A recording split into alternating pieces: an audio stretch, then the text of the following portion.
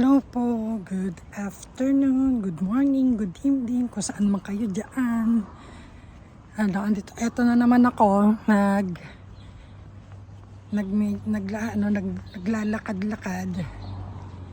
Nagbayad ng bill sa convenience store kasi hindi pa naaayos lahat yung aking mga bill para kumbaga direct na i-deduct sa bangko.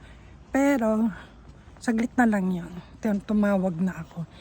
Hindi pa daw nila naaayos. Baka maybe itong bill sa next month sa direkta na sa bangko. Medyo mahirap din kasi pupunta ka pa palagi ng convenience store. May ginagawang bahay dito, guys. Ang laki-laki. At saka ang laki ng space, guys. Ang laki ng parking. Kahit 10 kotse yata kasya. Ang laki talaga. Dati tong farm, mini farm, kumagay private lang. Ginawa ng bahay. Ang laki dahil ng parking. Diyos ko. Pwede ka pa magtanim-tanim talaga. Ayan, kitang-kita. Di ba? Kita nyo, guys. Ayan, kitang-kita dito. Ayan. Ang laki, di ba? Yayamanin.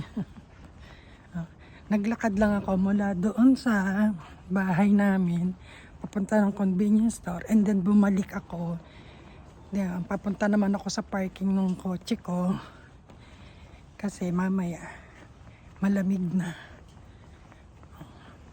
Sa loob na lang ako ng mall maglalakad-lakad. para hindi malamig. Tsaka marami kang nakikita. Late na kasi akong gumigising, guys. Kaya gantong oras ako naglalakad-lakad. Ito yung park dito. Meron yatang gagawing event dito. Ay, bukas pala. Andito kami. Maglilinisin namin to bukas, guys.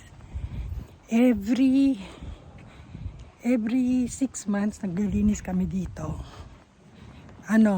Pero hindi, yung ibang grupo naman, kumbaga every 3 months may naglilinis.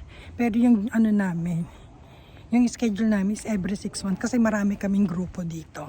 Hati-hati, kaya para every 6 months nalilinis siya. Ayan. Sakay na ako ng kotse, guys.